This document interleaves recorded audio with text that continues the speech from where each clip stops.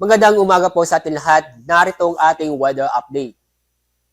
Patuloy pa rin ang epekto ng shear line at amihan sa malaking bahagi ng Northern Luzon at Central Luzon. Kagabi po ay tuloy pong nalusaw itong binabantay nating low pressure area sa bandang Isabela. At kasalukuyan po, wala po tayo nakikitang panibagong low pressure area o bagyo sa dagat Pasipiko, lalo na po sa loob ng ating Philippine Area of Responsibility. At sa ating magiging lagay na panahon ngayong araw, magiging maulan na panahon ang inaasa po natin sa malaking bahagi ng Northern Luzon, lalo na po sa silangang bahagi nito, kasama ang lalawigan ng Quezon. Kaya paalala po sa mga kababayan po natin na patuloy pa rin tayong mag-ingat dahil sa pag-ulan na posibleng magdulot ng pagbaha o pagguho ng lupa. Sa lalabing bahagi po ng Luzon kasama ang Metro Manila, ay makakaranas po tayo ng maganda at maliwas sa panahon kung saan ay magiging bahagyang maulap hanggang sa maulap ang papurin.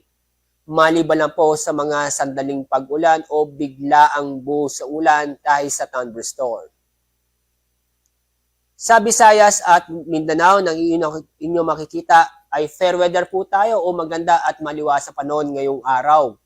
Maliban lang po sa mga isolated na mga pag-ulan dahil sa mga localized thunderstorm. Wala po tayong gale warning ngayong araw, kaya safe naman po ang pumalaot nating mga kababayan sa buong kapuluan. Mag-ingat pa rin tayo dahil sa mga thunderstorm sa bandang hapon o gabi. Sa weather outlook, sa mga kababayan po natin sa Metro Davao, maulan po tayo bukas at sa Sabado, dulo po yan ng Intertropical Convergence Zone o ITCZ.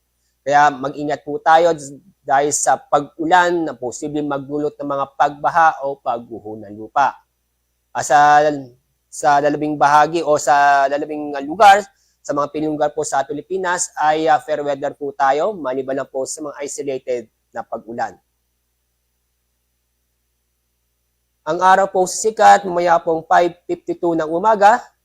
Ang araw luwog, mamaya pong 5:28 ng hapon. Yan pong ating weather update mula sa Pag-asa. Ako po, si Alzar D. Aurelio.